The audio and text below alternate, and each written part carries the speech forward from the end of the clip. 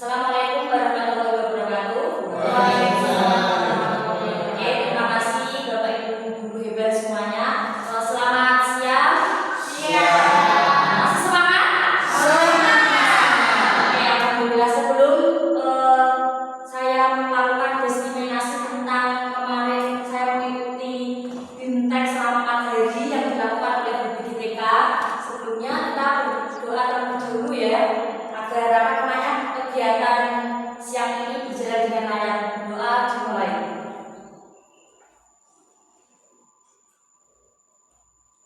Berdoa selesai. Nanti saya akan menjelaskan tentang 7 jurus hebat. Sebelum itu nanti saya perkenalkan terlebih dahulu mengenai 7 jurus BK itu atau 7 jurus hebat. Di situ nanti saya akan menjelaskan tentang 2 jurus yang saya bawa itu jurus 1 dan 2, yaitu kenali potensi dan kelola emosi. Nah, sebelum itu Bapak Ibu dimohon berdiri untuk ini saya perkenalkan 7 jurusnya sekaligus gerakannya.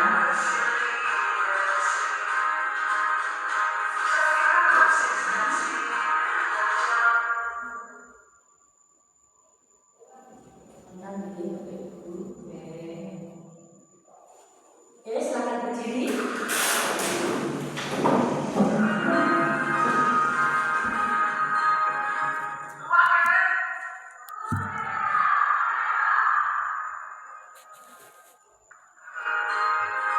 Bisa dudukkan ya, biar kalian sama.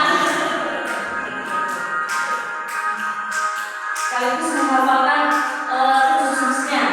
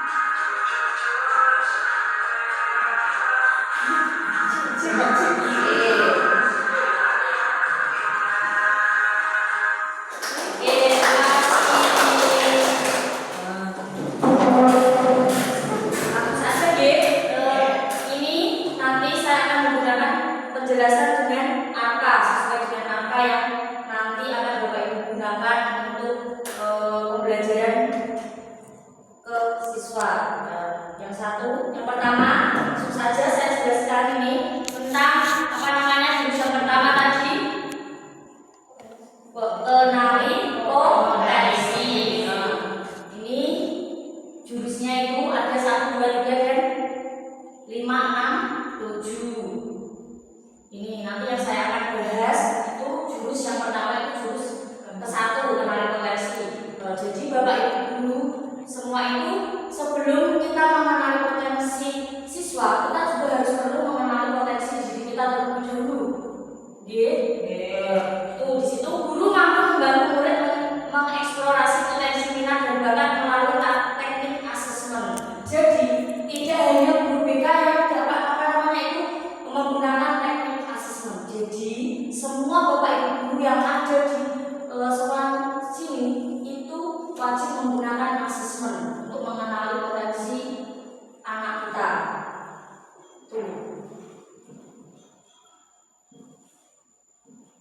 Yang kedua ini kelola emosi, tapi saya akan membahas tentang kenali potensi terlebih dahulu.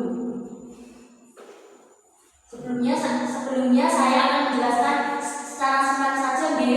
Ini untuk yang kedua, kelola emosi. Guru tampil menerapkan bimbingan langsung untuk membantu murid mengelola emosi dan stres akademik.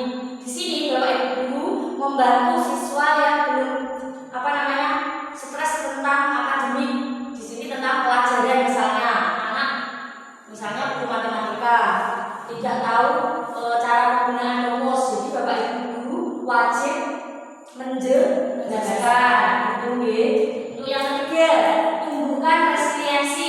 Guru mampu membantu murid membentuk grow mindset yang menumbuhkan resiliensi sehingga mereka berkembang optimal pada aspek pribadi, sosial, akademik, dan karir. Di sini Bapak Ibu guru itu harus bisa membuat murid agar berpikir grow mindset. Grow mindset itu biar selalu murid tidak berpikiran yang jelek-jelek, selalu berpikir baik. Itu grow mindset ya. Nah, fire mindset itu berpikir jelek, semacam itu. Itu pakai jurus tumbuhkan resiliensi, semacam itu.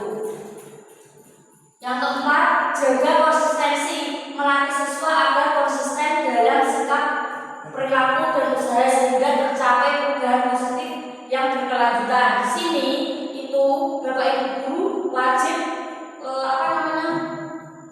perubahan positif siswa itu wajib diapresiasi kayak gitu. Jadi semua guru itu wajib mengapresiasi perilaku positif siswa. Antara guru, mapel, wali kelas, kesiswaan, BK itu harus berkolaborasi. Nanti di sini juga ada jurus yang berkolaborasi. Itu nanti semua itu berkaitan. Yang kelima, jalin koneksi, membimbing siswa agar mampu berkolaborasi secara sehat, saling melengkapi, dan bersama-sama mencapai tujuan yang lebih besar.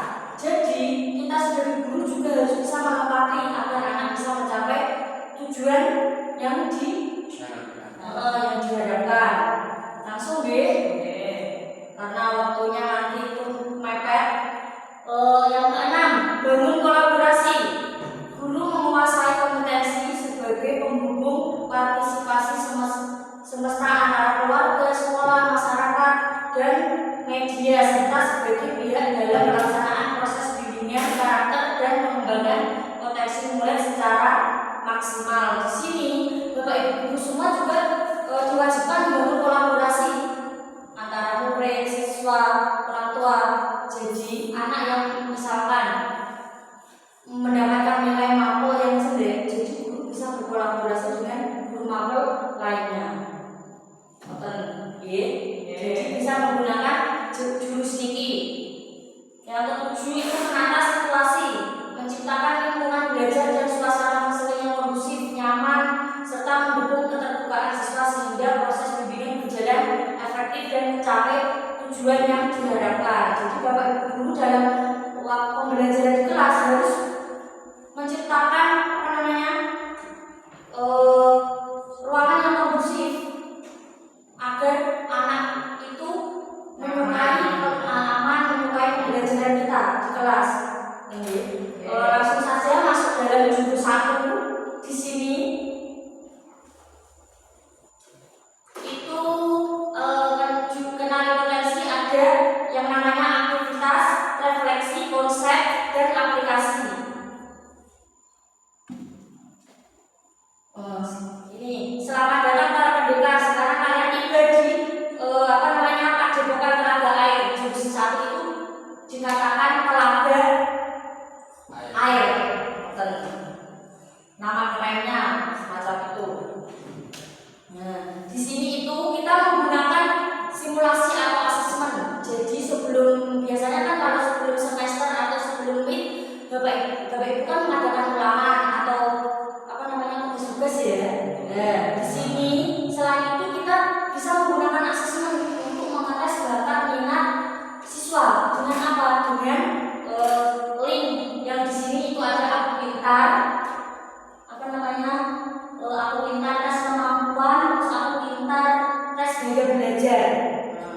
ada multi intelijensi, itu bisa Bapak Ibu gunakan untuk mengetahui sampai mana toh anak didikku ini. Jadi sebelum Bapak Ibu membuat soal tes, Bapak Ibu guru wajib mengetahui dulu potensi anak itu seperti apa, agar pembelajaran yang Bapak Ibu sampaikan itu nantinya bermanfaat dan mencapai tujuan anak untuk materinya. Jadi misalnya anak ini belum mencapai ini kok Bapak Ibu guru sudah membuat soal sampai sini, nanti kan sama saja tidak bermanfaat bagi siswa ya. Nanti bisa dites, nanti ada sebuah link Bapak Ibu guru sebelum mengenali potensi siswa, dan Bapak Ibu guru bisa mengenali potensi Bapak Ibu guru terlebih dahulu. Nanti saya kirim link, bisa dicoba terlebih dahulu. Nah, di sini itu ada sebuah gambar. Apa itu Bapak Ibu? Gambar apa ini? Gajah. Terus di situ monyet.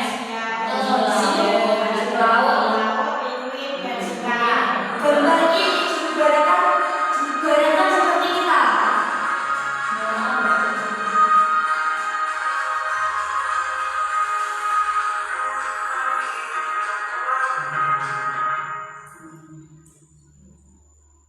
Mohon maaf ya, gambar ini bisa diibaratkan seperti kita. Yang di sini ada Bapak Ibu guru, di situ itu hewan-hewan itu diibaratkan seperti murid. Murid kita itu bermacam-macam, mempunyai keunikan tersendiri. Seperti monyet, itu kan ada burung, monyet, penguin, gajah, ikan. Di situ ibaratkan ilmunya itu untuk mencapai ilmu itu kita harus naik pohon. Gimana caranya muridku itu bisa sampai di atas pohon? Otomatis kan murid-murid kan punya karakter tersendiri, punya cara tersendiri. Muridnya ini berbeda-beda. Semacam itu. Diibaratkan gambar ini itu diibaratkan tentang pembelajaran, proses pembelajaran di dalam kelas. Tentang nanti jadi Bapak Ibu guru, Pak guru ini wajib mengenali potensi murid-muridnya untuk mencapai ilmu ke atas, naik pohon dengan seperti apa, singkat cepat siapa, sampai keluarga siapa. Ini diibaratkan dengan kita. Jadi Bapak Ibu juga harus sudah memikirkan seperti itu. Oh ya, misalkan aku punya murid yang IQ-nya di bawah rata-rata, aku harus bagaimana, kalau rata-rata harus bagaimana. Dari gambar ini yang paling tercepat itu apa? Monyet atau burung? Burung. Bapak Ibu guru juga harus bisa mengenali satu persatu. Diibaratkan murid ini, murid kalian itu bermacam-macam seperti ini. Di situ ada burung, monyet, ikan, gajah, apa namanya itu daun, anjing laut.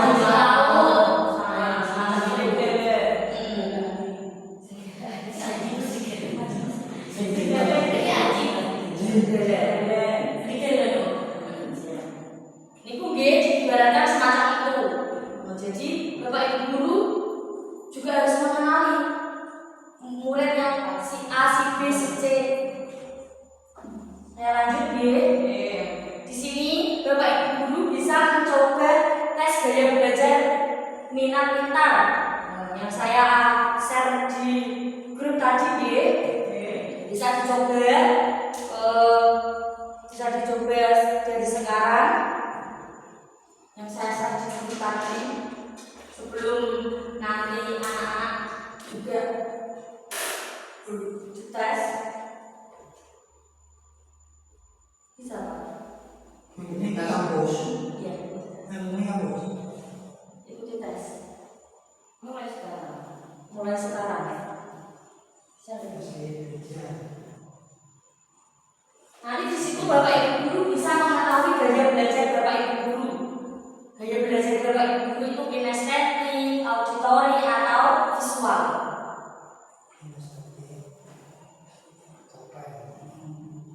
Nah, di sini tuh nanti Bapak Ibu guru bisa mengetahui 3 visual, belajar auditori, belajar kinestetik, nanti bisa dites dari itu. Ada yang belum bisa masuk? Oh ya itu mungkin yang belum bisa masuk bisa dicoba di lain waktu nggih. Saya lanjut lagi nggih. Nah, ini itu ada 3 gaya belajar. Kalau belajar visual itu kita biasanya belajar dengan cara apa namanya? Melihat. Kalau auditori dengan mendengar. Kalau kinestetik dengan raba atau gerakan. Biasanya kalau sekolah kinestetik itu untuk belajar itu mesti dengan banyak gerak.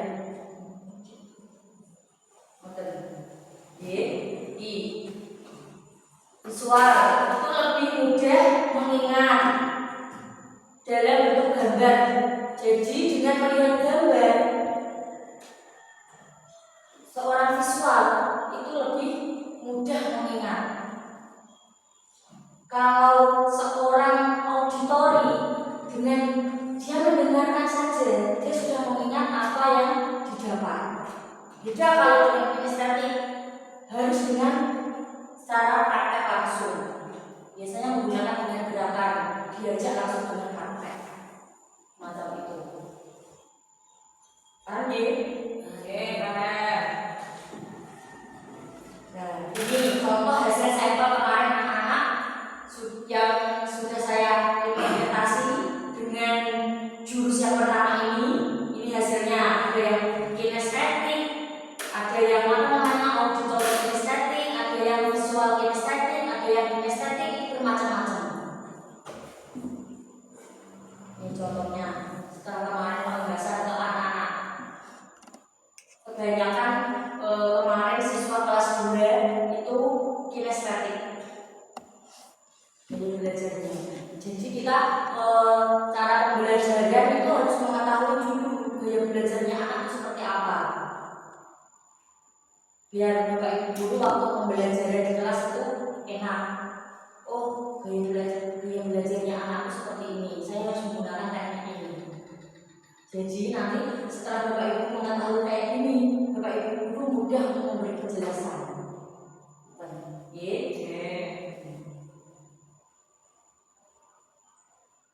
Dengan memahami gaya belajar, maka individu akan dapat membentuk langkah-langkah untuk belajar dengan lebih cepat dan mudah.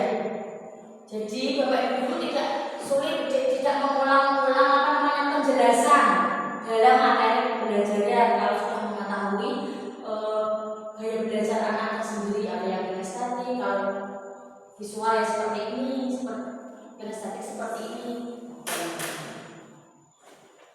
Paham ya? Saya lanjut. Ini yang jurus kedua, kelola emosi. Di sini Bapak Ibu guru sampai di Gunung Merapi. Kenapa kok kita sampai Bapak Ibu guru sampai di Gunung Merapi? Karena emosi itu diibaratkan sebuah gunung. Gunung itu meledos, otomatis kan emosi. Kita tidak bisa mengendalikan emosi kita. Itu dinamakan Gunung Merapi. Nah, di sini juga nanti Bapak Ibu guru bisa melaksanakan sesuai aktivitas, refleksi, konsep dengan aplikasi. Semacam itu. Nah, di sini itu ada gambar-gambar apa itu Bapak Ibu? Kertas. Kita nanti akan bermain dengan kertas ini. Kertas ini nanti Bapak Ibu guru setiap peserta akan menerima satu lembar kertas sebagai simbol emosi. Ini diibaratkan emosi Bapak Ibu guru. Terus nanti Bapak Ibu guru jika merasa senang, kertas besar-besar. Jika merasa kesal, kertas bisa diremas-remas. Jika merasa marah, kertas bisa dirobek-robek. Nanti akan saya bacakan sebuah cerita. Nah, nanti Bapak Ibu guru bisa mengaplikasikan dengan kertas ini, dengan kertas dengan cerita tadi yang saya bacakan.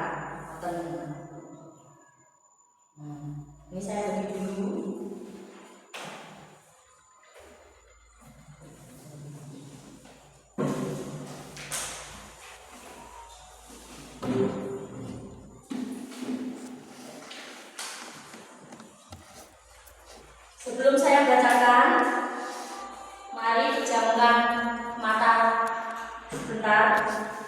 Sambil pejamkan mata, jalan kaki. Saya bacakan, mulai. Pagi itu, Bapak Guru berangkat ke sekolah mengendarai sepeda motor. Bahan ajar yang sudah disiapkan rapi digantungkan di motor. Namun, beberapa meter sebelum sampai di sekolah, motor mendadak mogok karena kehabisan bensin. Dengan susah payah, Bapak Ibu Guru mendorong motor sehingga sampai sekolah.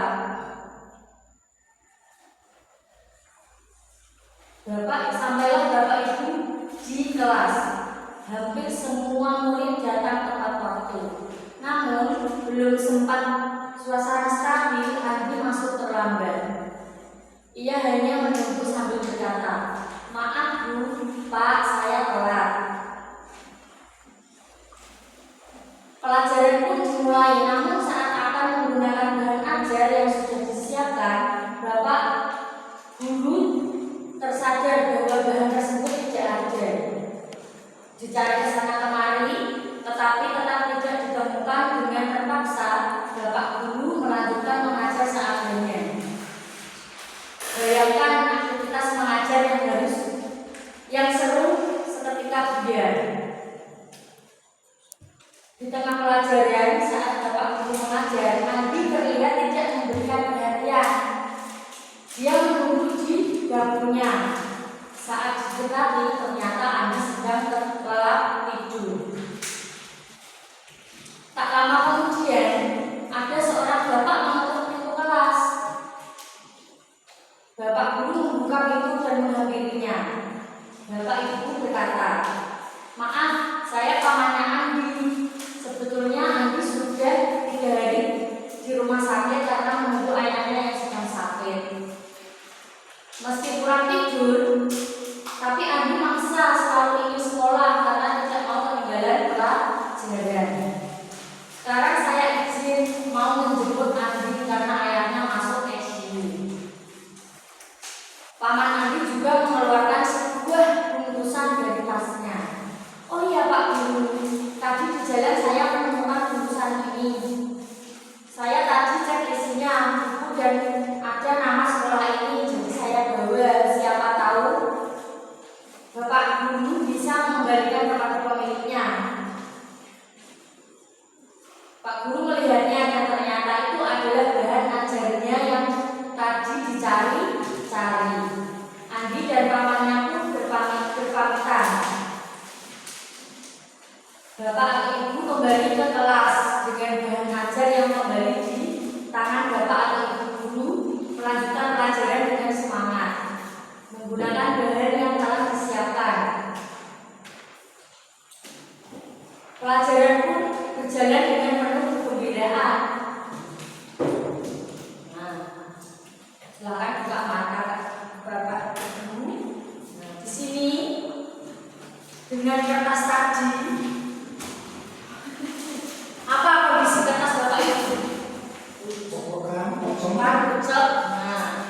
Itu yang tadinya masih berisi seperti ini, sekarang sudah menjadi lecek. Terus, apa yang dirasakan Bapak Ibu Guru dengan kertas itu? Yang pertama jengkel. Saya jengkel karena tadi motornya mogok, jadi agak mungkin hatinya itu agak galau.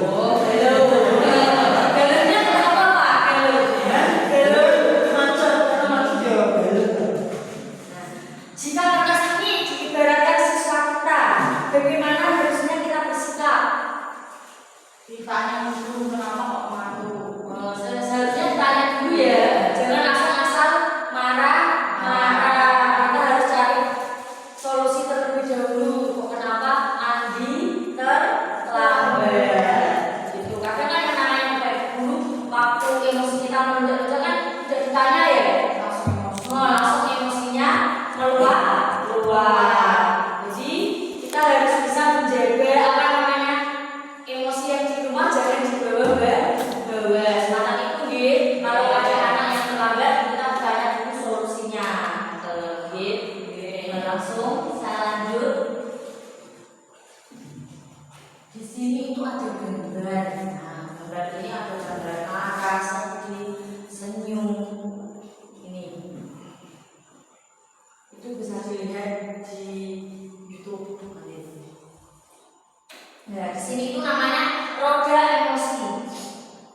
namanya roda emosi Bapak Ibu. Ada self awareness dan self management, social awareness, social emotion learning. Nah, bisa Bapak Ibu baca. Ini namanya itu cognition families, itu bisa dikatakan roda emosi. Jadi kita itu punya macam-macam roda emosi, ada sedih, senang, marah, galau, itu bisa diutarakan dengan roda. Tuh, elemen di sini elemen IMC itu berdasarkan info. Bisa kalian coba guru baca, dipahami. Nanti bisa ditransfer ke bahasa Inggris Pak. Nah, di sini empati, kita juga harus empati. Ini yang keempat. Ini roda emosi. Setelah kalian mengenali peta emosi, kita juga harus bisa mengenali peta emosi diri kita terlebih dahulu sebelum kita mengenali peta emosi murid. Di sini itu ada gambar dinosaurus. Kenapa ada orang ada gambar dinosaurus? Dinosaurus kita ibaratkan seperti reptil. Ini bisa atau bisa menggunakan dengan jari. Ini reptil. Otak kita sebagai limbik, atau otak kita itu limbik, yang ini neokortex. Kalau kita tidak bisa menjaga reptil, otomatis siapa namanya neokortex tadi kan bubar. Si reptil ini keluar lari diibaratkan emosi. Nah, kita bisa menjaga reptil dalam limbik kita itu limbik ya. Kalau ini neokortex, dan ini kalau ini kan namanya limbik. Dan kalau gini, ini selain jodoh reptil, otomatis kan ini mana emosinya kita keluar kayak gitu. Diibaratkan seperti itu gitu. Kita itu diibaratkan seperti reptil. Paham ya? Sama ini. Saat kita di zona hijau ini semacam ini, di zona kuning semacam ini di zona merah karena si reptil tadi sudah keluar kemana-mana. Nih, pawang kortek ini pawangnya. Bisa dinamakan dengan ini pawang dari reptil. Jadi kita sudah tidak bisa mengendalikan emosi, udah ini pawangnya harus kemana-mana, ibaratnya pawangnya jebol.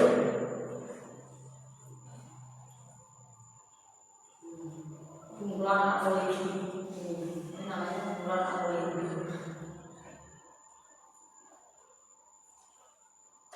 Nah, sebelum kita mengenali emosi siswa, kita harus bisa mengenali diri kita terlebih dahulu. Di dalam diri kita itu ada apa saja? Tadi ada limbik atau bunglon, kortek, semacam itu.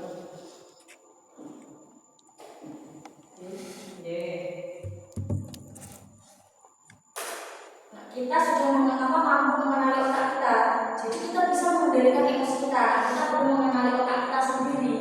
Always kita tidak bisa mengendalikan emosi kita. Nah, akhirnya ujung-ujungnya kita terlewat ke siswa kita.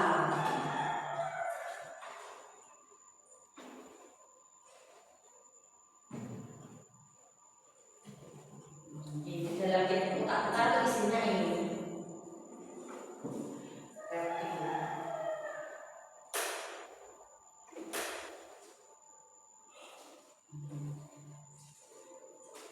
Emosi, respon, tindakan. Emosi, jeda, respon, tindakan. Biasanya kalau ada orang emosi, kan ada yang bisa langsung dikasih respon tindakan, ada yang tidak, harus nunggu jeda terlebih dahulu. Itu yang namanya orang itu berbeda-beda. Ini roda pilihan.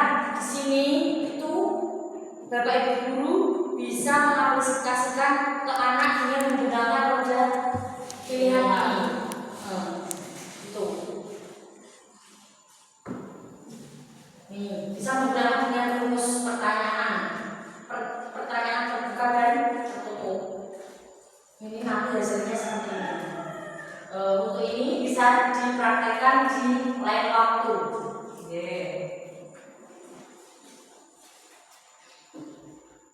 Merancang kelas bernuansa sel.